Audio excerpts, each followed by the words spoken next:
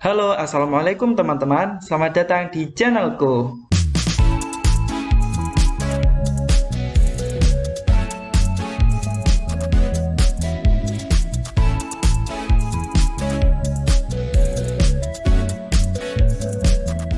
Halo teman-teman, selamat datang di channel YouTube aku. Di video kali ini aku bakal share pengalaman aku keterima di SNMPTN pilihan terakhir. So, buat kalian yang penasaran, jangan di skip video ini sampai akhir dan jangan lupa buat subscribe channel YouTube ini dan bunyiin tombol notifikasinya supaya teman-teman dapat notifikasi apabila aku upload video terbaru. SNMPTN atau Seleksi Nasional Masuk Perguruan Tinggi Negeri merupakan salah satu jalur yang dapat digunakan untuk mendaftar atau masuk ke perguruan tinggi negeri.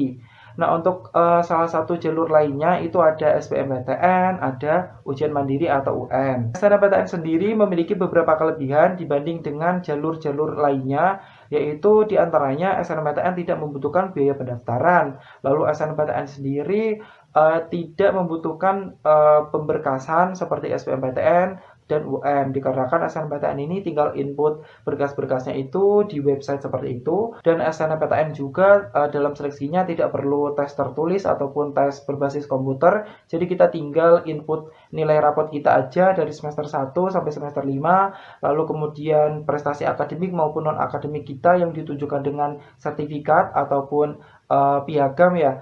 Dan kemudian untuk SNMPTN itu juga memperhatikan track record dari alumni kita yang kuliah di universitas yang kita tuju. Nah, untuk SNMPTN sendiri pada tahun 2018, serta pendaftarnya itu diambil 50% dari siswa terbaik di sekolah yang berakreditasi A. Nah, apabila sekolahnya berakreditasi B, maka akan diturunkan kuotanya seperti itu. Tapi kalau untuk tahun sekarang, aku kurang tahu ya untuk pendaftarnya berapa. Aku yakin teman-teman yang nonton pasti lebih tahu. Pendaftaran SNMPTN sendiri pada tahunku itu ada 3 macam pilihan untuk jurusan dengan maksimal universitasnya cuma ada 2, teman-teman. Saat itu aku tidak terlalu mengandalkan SNMPTN sih sebenarnya, karena aku yakin di luaran sana itu masih banyak nilai-nilai yang sangat tinggi dibandingkan dengan nilaiku. Nah, namun begitu, meskipun aku berada di salah satu SMA negeri yang dikatakan cukup favorit, tapi untuk masalah nilai itu kan juga berbeda juga ya tiap SMA gitu, dan untuk nilai di SMA aku sendiri tidak terlalu tinggi-tinggi seperti itu berdasarkan hasil beberapa survei gitu kata teman-temanku sih, dan itu menurutku memang iya gitu karena aku juga pernah lihat nilai raport dari teman beda SMA aku, dan itu nilai rapotnya amazing sekali gitu dibandingkan dengan nilai rapotku yang cuma ya biasa-biasa aja gitu. Sehingga aku juga tidak terlalu berharap sih bisa keterima di SNMPTN, dan aku waktu itu juga berjuang untuk SBMPTN, namun untuk pembelajaran SBMPTN sendiri aku tidak terlalu menggencarkan seperti teman-teman aku yang sampai bimbel dan lain sebagainya. Jadi aku belajar SBMPTN itu cukup dari pemahaman aku sendiri, aku download materi lewat internet kayak gitu-gitu, terus aku ikut tryout kayak gitu. Nah, dikarenakan nilai aku juga tidak terlalu tinggi ya, rata-ratanya dari semester 1 sampai semester 5 itu nggak ada sampai 90-an, itu nggak ada. Jadi cuma 87-an gitu. Dan aku yakin teman-teman di luaran sana, sainganku itu pasti masih banyak yang rata-rata nilainya sangat tinggi, bahkan mencapai 90 lebih kayak gitu. Nah, tapi aku juga tidak putus asa begitu aja gitu, karena aku juga yakin rezeki itu nggak bakal kemana gitu. Jadi aku tetap daftar di pilihan jurusan yang sesuai keinginanku dan universitas juga yang sesuai keinginanku. Aku tetap positive thinking aja, apapun yang terjadi ke depannya aku harus jalani. Sampai akhirnya tanggal pendaftaran SNMPTN itu hampir ditutup, aku baru mulai mendaftar SNMPTN. Nah, pada saat itu aku mendaftar memaksimalkan pendaftaran itu di 3 jurusan itu, lalu juga di 2 universitas. Otomatis kan 2 universitas karena 3 jurusan. Nah, lalu setelah itu aku memilih pilihan pertama itu, pilihannya adalah statistika di Universitas Gadjah Mada atau UGM. Lalu yang kedua yaitu pilihannya matematika Universitas Gadjah Mada, dan yang ketiga adalah pilihan untuk statistika Universitas Diponegoro. Nah, karena, untuk menunggu waktu pengumuman itu sangatlah panjang ya teman-teman. Jadi aku itu kayak yang semulanya merasa optimis-optimis aja, lalu kemudian kayak pesimis gitu, terus optimis lagi, pesimis gitu kan. Nah, jadi untuk mengimbangi rasa tersebut, aku imbangilah dengan, berdoa gitulah. Setidaknya aku ada usaha untuk berdoa yang, bisa meminimalisir rasa kekecewaanku apabila nanti semisal aku nggak keterima gitu kan. Nah, jadi waktu itu tuh keseharianku ya memang berdoa gitu, dari mulai bangun tidur sampai tidur lagi gitu. Dan waktu itu tuh aku memang ngamalin yang namanya berdoa di waktu-waktu mustajab gitu. Nah, waktu itu aku berdoa pada saat sholat gitu ya, pada saat sujud, lalu pada saat tahiyat terakhir sebelum salam. Nah, tapi kalau saat waktu kita sholat itu kan nggak boleh ngucapin kalimat berbahasa Indonesia gitu kan. Jadi aku berdoanya lewat hati gitu. Terus habis sholat itu aku juga berdoa lagi. Nah, lalu setelah itu juga aku berdoa pada saat antara adzan dan iqomah, terus saat menjawab adzan sambil berdoa juga, terus saat hujan juga karena kebetulan waktu itu sering hujan gitu kan. Terus ya kebetulan lah pada waktu mustajab aku berdoa juga kayak gitu. Jadi kayak setiap ada waktu-waktu yang memang itu merupakan, waktu mustajab gitu. Jadi aku ya berdoa aja gitu atau waktu puasa kayak gitu-gitulah. Nah, jadi kayak keseharianku pada waktu itu emang berdoa terus gitu ya, sambil memantapkan hati juga untuk menerima apapun yang terjadi di endingnya nanti. Dan sampai pada tiba saatnya untuk pengumuman SNMPTN. Pada saat itu pengumumannya sore hari pada jam 5 sore ya. Dan pada saat itu juga aku langsung membuka hasil pengumumannya lewat HP. Dan tanpa ada loading ataupun segala macam, aku langsung kebuka pengumuman saat itu dan alhamdulillah aku keterima di Statistika Universitas Diponegoro, di mana itu merupakan pilihan terakhir atau pilihan ketiga. Alhamdulillah teman-teman aku bisa keterima di Statistika Universitas Diponegoro melalui jalur SNMPTN dan aku cukup senang juga karena meskipun itu bukan pilihan pertama aku, tapi setidaknya aku bisa keterima di pilihan ketiga pun aku sudah sangat bersyukur. Dan alhamdulillah sampai sekarang ini aku sudah berada di tahap terakhir di perkuliahanku di Statistika Universitas Diponegoro dan minta doanya juga buat teman-teman supaya aku bisa menyelesaikan perkuliahan ini dengan lancar dan hasil yang maksimal. Nah, lalu sebenarnya gimana sih kemarin itu kok aku bisa keterima di pilihan terakhir?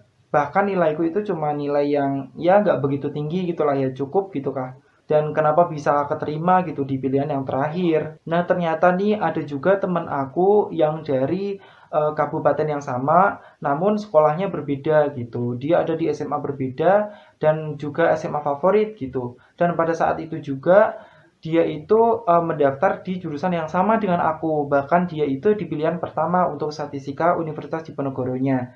Nah, lalu kenapa yang keterima aku gitu kan? Padahal jelas-jelas raportnya itu tertinggi nilainya adalah nilai dari si dianya gitu. Jadi nilai raport tertinggi itu dari teman aku gitu. Tapi teman aku itu nggak lolos di SNMPTN Universitas Diponegoro di statistika. Padahal dia pilihannya itu pilihan pertama. Sedangkan aku adalah pilihan ketiga atau pilihan terakhir. Menurut pendapatku dan sepengetahuanku, kenapa dia tidak bisa keterima meskipun dia di pilihan pertama dengan nilai yang lebih tinggi dibandingkan dengan aku, kemungkinan nih karena teman aku itu sekolahnya di blacklist gitu, jadi nggak bisa masuk di Universitas Diponegoro meskipun dia nilainya lebih bagus dibandingkan dengan aku.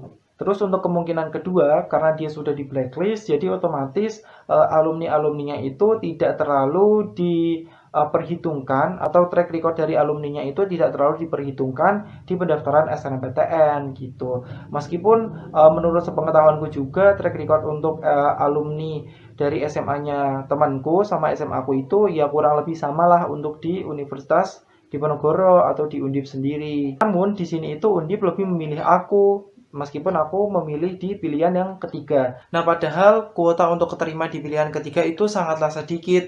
Nah, waktu aku udah jadi mahasiswa di Stat Undip nih, jadi mahasiswa di Statistika Undip, aku pernah nanya-nanya ke teman-temanku gitu saat daftar di SNMPTN.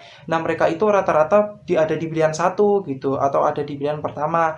Sedangkan yang ada di pilihan kedua itu cuma beberapa aja gitu. Bahkan yang di pilihan ketiga itu cuma 4 atau 3 orang gitu. Dan itu termasuk aku gitu. Dan kayak Wow, ini amazing banget gitu. Dari sekian banyak orang yang milih di Statistika Undip, bahkan dari aku sendiri bisa kesaring gitu untuk masuk di pilihan ketiga gitu, untuk keterima di sana gitu. Padahal nilai aku juga biasa-biasa aja gitu. Jadi kemungkinan itu karena sekolah di blacklist tadi, sehingga track record dari alumni itu nggak bisa diperhitungkan juga untuk ke sana.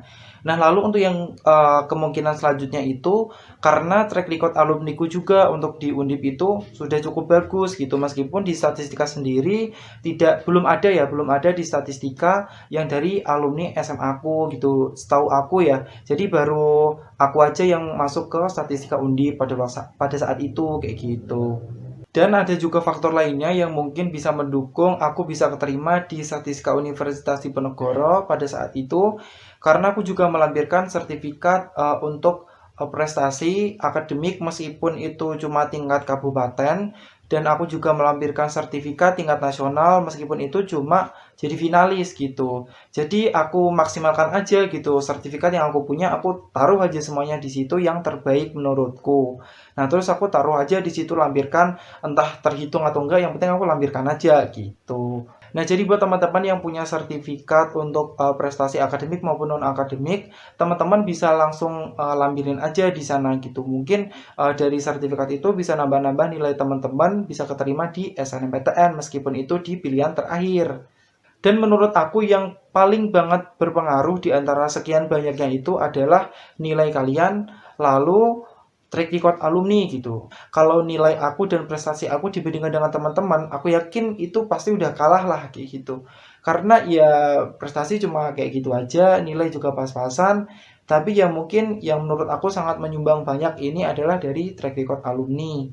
Nah, jadi buat teman-teman yang pengen keterima di SNMPTN tahun 2022 ini, teman-teman jangan lupa untuk cari-cari sekiranya universitas apa yang memiliki track record alumni baik di SMA kalian masing-masing. Tapi juga tidak menutup kemungkinan teman-teman semisal belum ada alumni di universitas tersebut, teman-teman mendaftar dan itu keterima. Nah, itu bisa hal yang sangat mungkin gitu, karena dari aku sendiri juga belum mengetahui secara persis, ataupun dari kita para mahasiswa itu juga belum mengetahui secara persis gitu ya, gimana cara sistem penilaian SNMPTN di sana. Karena untuk sistem penilaian SNMPTN ini benar-benar tertutup, tidak seperti SBMPTN yang bisa dilihat nilainya kayak gitu ya. Jadi kita itu bisa meraba-raba aja gitu sekiranya yang bisa menjadikan faktor yang paling penting untuk mendaftar SNMPTN itu apa. Nah, dan semoga teman-teman cerita aku tadi kurang lebihnya bisa memberikan gambaran ke teman-teman. Ya, setidaknya mematapkan hati teman-teman untuk memilih universitas mana dan jurusan apa yang pengen teman-teman pilih di SNMPTN tahun ini, tahun 2022. Dan semoga apapun hasilnya, teman-teman harus mengikhlaskan ya, baik itu keterima ataupun tidak keterima. Tapi aku doakan teman-teman bisa keterima semuanya di SNMPTN yang nonton video ini. Meskipun kalau nanti tidak keterima SNMPTN, semoga bisa keterima di SBMPTN atau ujian mandiri atau ujian-ujian yang lainnya. Dan jangan patah semangat ya, meskipun teman-teman nggak keterima di jurusan maupun universitas yang teman-teman inginkan. Karena kesuksesan itu nggak berada di jurusan maupun universitas teman-teman, tapi berada di tangan teman-teman sendiri gitu. Jadi jangan patah semangat aja buat teman-teman, karena perjalanan itu masih panjang. Sekian video dari aku, kurang lebih mohon maaf. Semoga dapat memberikan sedikit pencerahan kepada teman-teman dan sedikit memantapkan hati kepada teman-teman. Jangan lupa buat milih jurusan itu sesuai dengan keinginan kalian. Jangan asal ikut-ikutan dan jangan asal keterima, karena teman-teman akan menyesali sendiri nantinya apabila teman-teman ngerasa salah jurusan kayak gitu. Terima kasih bagi teman-teman yang sudah menonton video ini dan subscribe YouTube channel aku. Dan jangan lupa untuk selalu dukung channel aku untuk menyampaikan informasi yang bermanfaat lainnya. Dan sekian dari saya, selamat berjumpa di lain video. Dadah!